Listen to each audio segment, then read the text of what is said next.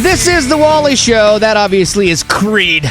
The very meatloafian musical stylings of the band Creed. And that's how you have to say it from back in the day. We got Scott Stapp with us, man. I appreciate you being on the show, dude. Hey, good to be here, Wally. I still like that song, man. Like, I know it's... how many years old do you think that is? That would be 99 or 2000. Yeah. Okay, so that's not too old. Not too bad. 13 years-ish, 14 years. It still stands up, though, to me. I think it's great. Well, thank you. Do you still remember all the lyrics to that? I do. You do? I do. Oh, well, that's probably not going to make our next game fun. I'll get to that in a minute. We're talking to Scott Stapp here. And now, you fronted Creed for a lot of years. Yeah. And, a lot of personal demons that you battled during that time, obviously. Yeah. So when it was time to leave that world, because there comes a time where you for your own sake, have to, like, exit for a little bit. Right. It's kind of like that airplane thing where they tell you to put your mask on first and then help others. I think in life you have to do that. And sometimes people don't understand that because you got to get solid first to then go back. Did people and your friends and your peers understand that, or did they just think you had gone crazy? Well, I think initially they just thought I went off the deep end. And, partly I did. I was in a dark place and that takes me back to I can't take credit for it, Yeah. and every time I read in Job 33 where it talks about if there are those interceding on your behalf claiming that you are righteous, God will rob you from the grave, and I had one foot in the grave, God definitely pulled me out despite myself. Who was it, do you think, that was praying for you so hard? I had thousands and thousands and thousands of fans praying for me, and also family. And those in the church who I grew up with knew that I was in crisis, and I never, they tried to call, I didn't answer the phone. Yeah. But I found out later that there were just hundreds and even thousands of people lifting me up at that time. And what's funny about that scripture, when I read it, there was still a little bit of ego in me. And then right afterwards it says, and don't think you're special because God does it all the time. Yeah, there's that extra added part. Right. That God knows we actually need the full verse to read it. Right. Because especially, being the front man of a big rock band and stuff, your head can get really big, even on a spiritual level. Yeah. And so that dose of humility was much needed for me. We're talking to Scott Stapp here. Now, do you still keep in contact from anybody back in the day, like that maybe helped you through some of that time? Oh, absolutely. Okay, so it wasn't like everyone just bailed on you. No. I had some pastors that I grew up with, actually my youth pastors and my high school pastor, who were constantly just beating down my door to the point of flying and just showing up to see how I was doing. Really?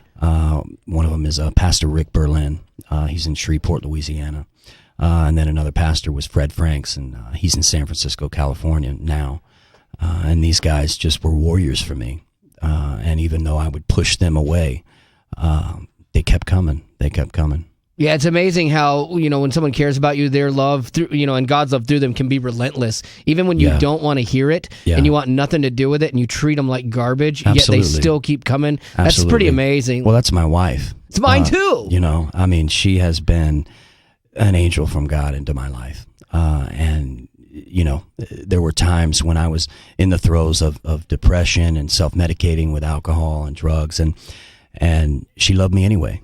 And she lifted me up to God, and she prayed for me. And there were times I didn't want to hear it. Many, many times.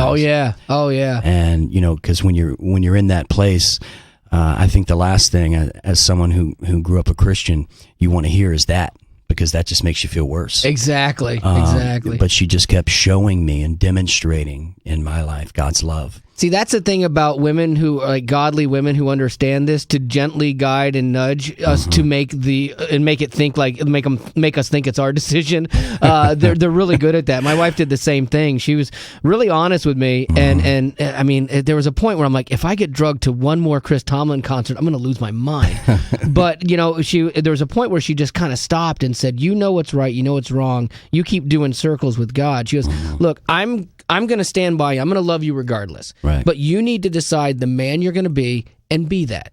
And that was like just a revelation to me, you know, and like she is what ushered me ending up here all these years later after all of I had, you know, the similar battles as you, probably on a much smaller scale and with with a lot less money. Do you have any of that? Yeah, do you have any of that left? No. It's gone. You know, and I look at it as a blessing, you know, everything that I made in the world, you know, I gave up.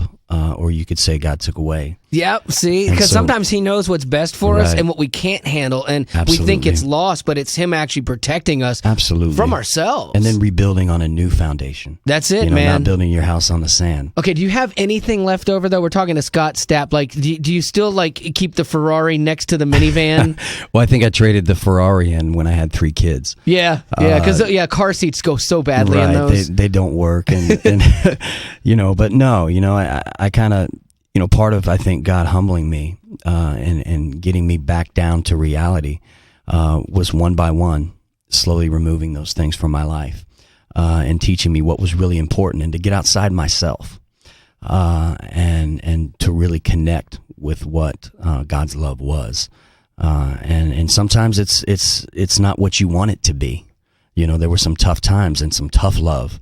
But that's exactly what I needed. But you had a very public life. Right. And a lot of public battles and stuff. But now you're a dad. Yeah, how many kids do you have? I have 3. Oh, okay. Now, what are they and what are their age ranges?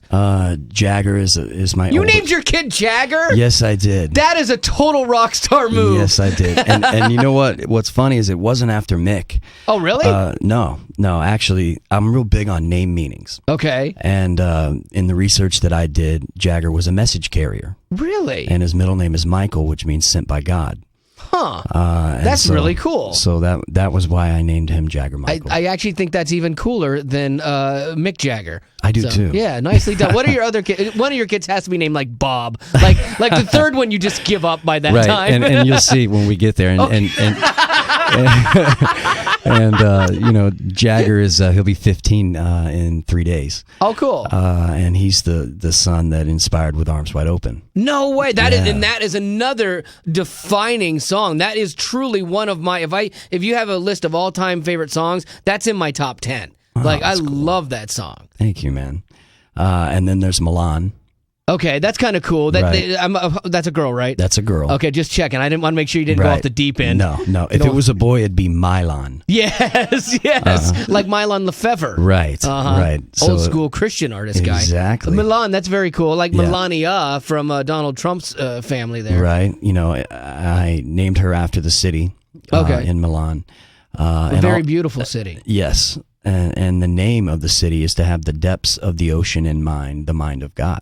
Really? I did not know that. I'm really big on names, and her middle name is Hayat, which is she's half Jordanian. My wife is from Jordan. Okay. And her family, and Hayat means to be the giver of life.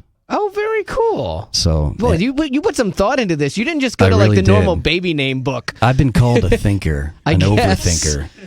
Okay, now what is your third kid's name? Daniel. Okay, well that's still good. That's okay. Right. It's no Hayat, but I mean it's still biblical. Exactly. And so I did kind of tone it down. But Daniel really, you know, I picked that name because at the time of his birth, I felt like I was in the lion's den. Oh, yeah, that's interesting. And you know, I really felt like changes needed to be made in my life, you know, and he was symbolic that to remind me to get out of that den. That's very cool. I have to give my heart and surrender to God. I couldn't do it on my own strength, you know. Wow. So like, you know, Daniel in the lion's den pulled you out of that. Let me ask you this. Does Daniel have a lion mane like hair like you did back in the day? He absolutely does. There do you want to go. see a picture? Sure, yeah. Let me see that. Hold it up to a camera so we can see it. He actually does. Awesome. I think my wife has a picture. Jackie, can you bring it over? One of his new ones. So now how old's he? He's 3. Okay. Oh, he's little guy. Yeah, okay. he's wow. a little guy. So we're talking to Scott Stapp here now. Okay, as a parent though, okay, so you got your kids. Yeah. Now they probably, especially Jagger, probably knows some of. Oh, look at that. Yeah, hold that up to a camera if you don't mind. That's the mane. Check it out. Look at that mane. Oh my goodness gracious, that's a lion kid. That's a rock star kid right there. And when he was born, I picked him up and I said, Simba, one day this will be your kingdom. So now, do your kids, especially your older ones, know kind of about the mistakes you made? Are you pretty open about that to some degree? I'm very open. Milan, she's 6 and Daniel's 3, and they have no idea. Right. They're young, they're too young for that right now. They don't need that. And you're right. And as far as they know, Daddy's been, the sober, great dad. Daddy's been a deacon my whole life. Right. And thank God that it didn't affect them. That God pulled me out at that time. So they didn't have to go through it like Jagger did. Right. And I didn't even realize it with Jagger, because in my mind I had deceived myself that, hey, I only do this away from home. Right. But it did affect him. And we've had some pretty intense conversations over the years where he was really having to share his heart and get it out. And thank God that we've for his grace and forgiveness, and that relationship is where it is today.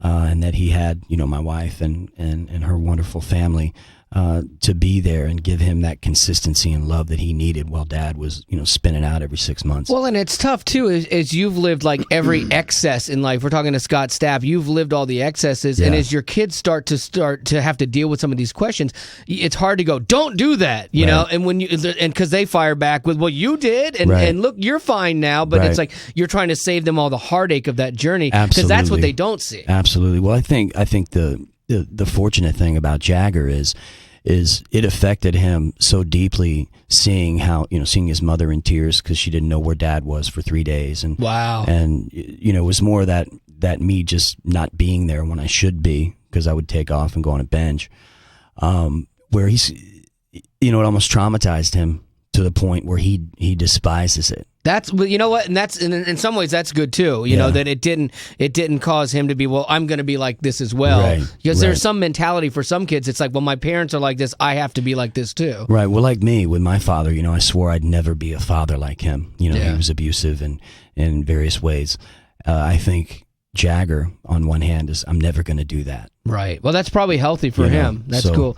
And I guess the big question I have to ask about Jagger, does he have the moves like Jagger? He definitely has the moves. Fantastic. He taught me this. Nice little wave. Okay, that's good. Popping and locking. Good night. So we got Scott Stapp on, and he has a new album out, Proof of Life, which is really cool. I love that you're making music again. Well, I thought we'd have a little fun here, because you say you remember all your lyrics, because that doesn't happen with a lot of singers. Well, I've sang these songs quite a bit. Okay, well, I'm going to go deep. We're going to do a little game here called Creed Song or 16-Year-Old Girl Poetry. Okay, so I'm going to give you a line, and I want to see if you know it. I'm also going to ask Zach and Katie if they can figure it out. So here we go. Okay. Here is the first line. So I lie awake and stare, my mind thinking, just wondering, does anybody care? Zach, do you think that is a Creed song or a 16-year-old girl's poem? Oh, man. Tough one. I thought I'd know this because I know. I know. You know 16-year-old girl poetry? Yes, I've read it all. Yes, no, because we actually are big Creed fans. Scott Stapp is too. But Zach and I, what do you think, Zach? When he first started, I thought Creed. So I'll stick with that. Okay. Although I'm not sure. Okay, Katie Rose? I was thinking 16-year-old girl poetry. Oh, we're split on this. Yeah. Scott Stapp, what is it? That is the lyrics from Illusion. Nicely done! And He does right after remember. that, it says, should I stay or should I go? Yeah. Should I sleep or stay awake? Look at that. I did not see this going this way. Okay, Zach, 1, Katie, none. We'll give you a 0 there. All right, here we go. Stand up for yourself and what you believe, even if you are standing alone. What do you think? 16-year-old girl. Katie Rose? I'm going to go with that as well. Scott Stapp? That's a 16-year-old. Yep, absolutely right. Okay, 2-1. Let me see. Now realize, little girl, overlooked little girl, bottled up and empty, holding back, at loss you're forgotten. Creed.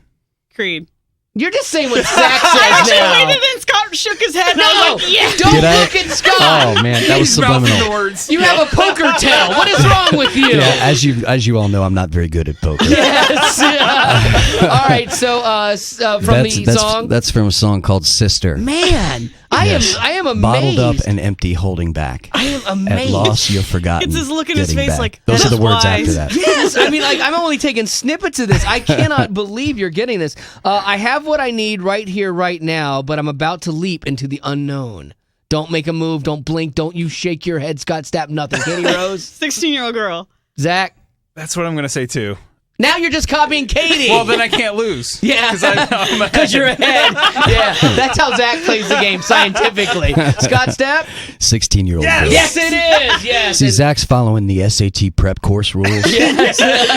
When in doubt, pick C. If it's B, pick D. All right, and finally here, I see your soul. It's kind of gray. You see my heart. You look away. This is a tough one. What do you think? It's very dark. What do you think? Was Scott Stapp that dark, or is that a 16-year-old girl's Creed. poem? Going Creed? I was actually thinking Creed too. Really? Scott Stapp?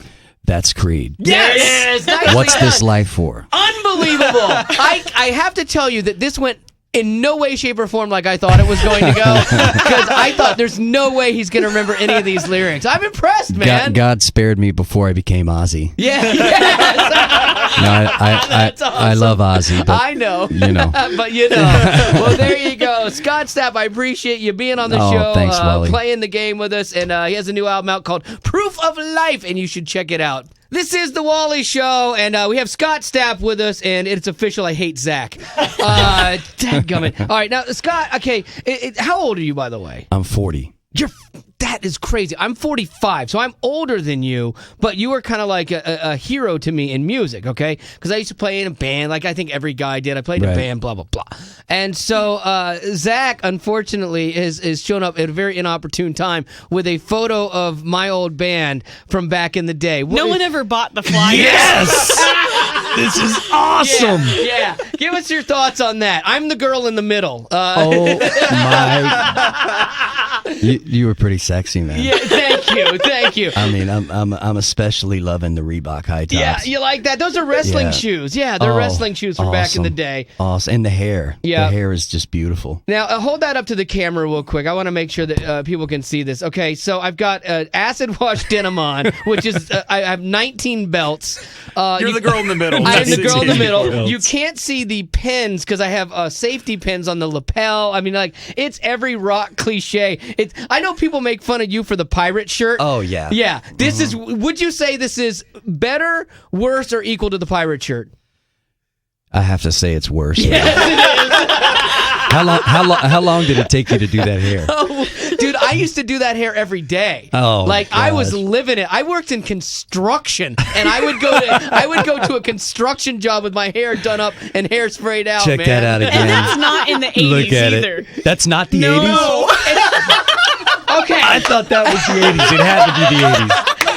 It's early 90s, too late for the 80s. You were an alcoholic. Yes, I was. I got to get this off of me somehow. Oh, man. You know what's crazy is that man still lives inside of you. Yes, and he's trying to get out.